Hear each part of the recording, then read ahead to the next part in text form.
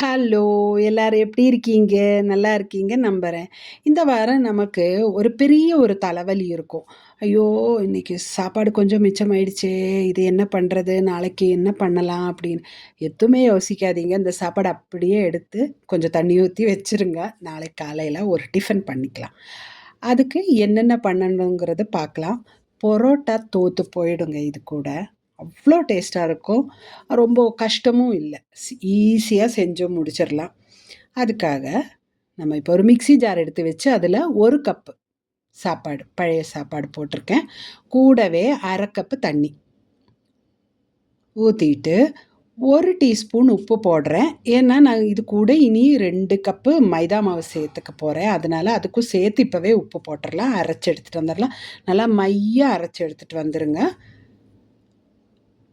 பாருங்க, இவ்வளோதான். அரைச்சாச்சு. இனி இது வந்து நம்ம மிக்ஸிங் பவுல்ல ஊத்திக்கலாம். அதுக்கு முன்னாடி 2 கப்பு மைதா மாவு எடுத்து வச்சிருக்கேன் பாருங்க. எடுத்து வச்சாச்சு.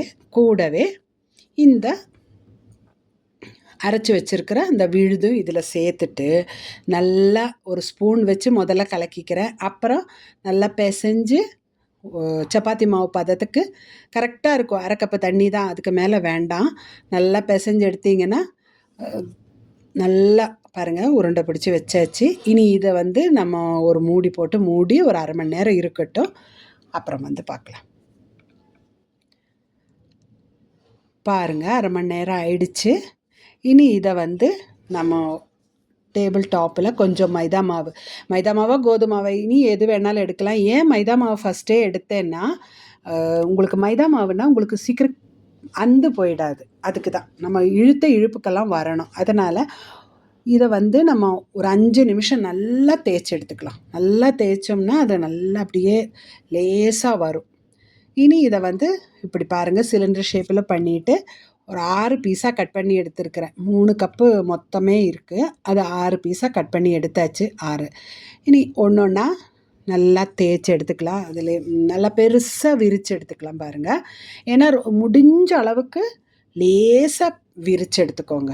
ஏன்னா நம்ம திரும்ப மடிப்போம். அதனால முடிஞ்ச அளவுக்கு நல்லா தேய்ச்சு எல்லா பக்கமும் நல்லா கொஞ்சம் கூட கட்டி இல்லாம எல்லா பக்கமும் நல்லா ரொம்ப லேசா வர்ற மாரி தேய்ச்சு எடுத்துக்கோங்க. ஷேப்பெல்லாம் ஒண்ணும் பிரச்சனை கிடையாது. அப்புறம் அதுக்கு மேல கொஞ்சம் ஆயிலா, கீயா ஏதோ ஒண்ணு உங்களுக்கு என்ன பிடிக்குமோ அது நல்லா ஸ்ப்ரெட் பண்ணிக்கலாம். இப்படி ஒரு ப்ரஷ் வச்சு தேய்ச்சு விட்டுட்டு, இது ஒரு கொஞ்சமா மைதா மாவு தான் நான் போட்டிருக்கிறேன். நீங்க கோதுமை மாவு வேணாலும் போட்டுக்கலாம். பாருங்க. அப்புறம் மடிச்சுட்டு, அது மேல திரும்பவும் இதே ஆயில் கொஞ்சம் ஸ்ப்ரெட் பண்ணிக்கலாம். பண்ணிட்டு, அது மேல திரும்பவும் மாவு பாருங்க, இன்னும் கொஞ்சம் ஸ்ப்ரிங்கிள் பண்ணி விட்டுறலாம். திரும்ப இப்படி மடிச்சு எல்லா பக்கம் இதே மாரி பண்ணிக்கலாம்.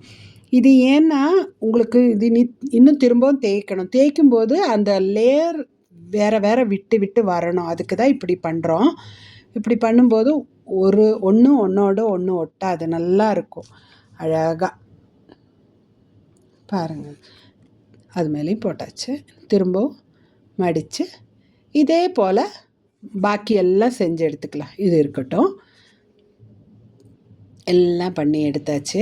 இனி ஒண்ணு எடுத்து திரும்ப கொஞ்சம் மாவு போட்டுட்டு, நல்லா தேய்ச்சு பார்த்து தேய்ங்க. ஏன்னா, அந்த மூலையில இந்த கார்னர் எல்லாம் வந்து கொஞ்சம் கெட்டியாயிடும். அங்கெல்லாம் பார்த்து நல்லா பத்திரமா தேய்ச்சுக்கோங்க. ரொம்ப அழுத்தி தேய்ச்சு ஒண்ணோட ஒண்ணு ஒட்டக்கூடாது. ஆனா, நல்லா தேய்ச்சு எடுத்துக்கோங்க. பாருங்க மேக்ஸிமம் பெருசாகட்டும். அதே மாரி பெரிய தோசை கல்லு வச்சுக்கோங்க. அப்பதான் உங்களுக்கு நல்லா செஞ்சு எடுக்க முடியும். பாருங்க, ரெடி ஆயிடுச்சு.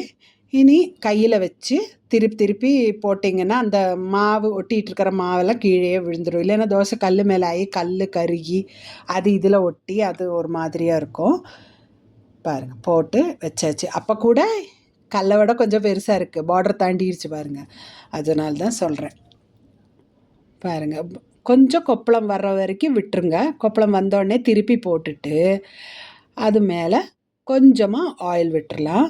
கொஞ்சமா பாருங்க. கொஞ்சமா தான் ஊத்துறேன். நீ பார்த்து சேர்த்துக்கோங்க. அப்புறம் அப்படியே தேய்ச்சிட்டு, திரும்பவும் அந்த பக்கம் அதே மாதிரி திருப்பி போட்டுட்டு, கொஞ்சம் ஆயில் அது மேலேயும் விடுறேன். அதெல்லாம் உங்கள் இஷ்டம்தான். விருப்பம் இருந்தால் இன்னும் கொஞ்சம் நல்லாவே ஊற்றலாம், இல்லை வேண்டாம் விட்டுறலாம், ஒன்றும் பிரச்சனை இல்லை. ஆனால் நல்லாயிருக்கும். எண்ணெய் இருந்தால் கொஞ்சம் நல்லாயிருக்கும். நமக்கு பிடிச்ச ஒரு எண்ணெயோட டேஸ்ட்டும் வரும்போது நல்லா பரோட்டா மாதிரி வரும் பாருங்கள்.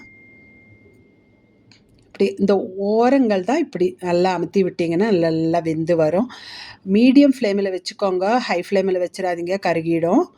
பாருங்கள் இப்படி இப்படி நல்லா எல்லா பக்கம் திருப்பி போட்டு எடுத்துடலாம். பாருங்கள் ரெடி ஆயிடுச்சு. இதே மாதிரி எல்லாம் நம்ம தேய்ச்சி செஞ்சு எடுத்துக்கலாம். பாருங்கள் ரெடி. இதே போல் மிச்சத்தையும் செஞ்சு எடுத்துட்றேன். பாருங்கள் எல்லாம் செஞ்சு எடுத்தாச்சு. ஏதோ ஒரு தக்காளி கறியாக ஏதோ ஒன்று இருந்தால் போதும், சூப்பராக இருக்குங்க.